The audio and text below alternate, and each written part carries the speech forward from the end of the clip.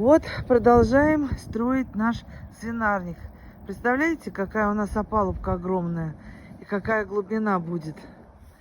Вот эта яма, в которой у нас будет скапливаться навозная жижа под щелевыми полами. Арматура, конечно, уходит немерено. Но я считаю, что если делать, так делать сразу. Один раз и хорошо. Зато внучкам весело.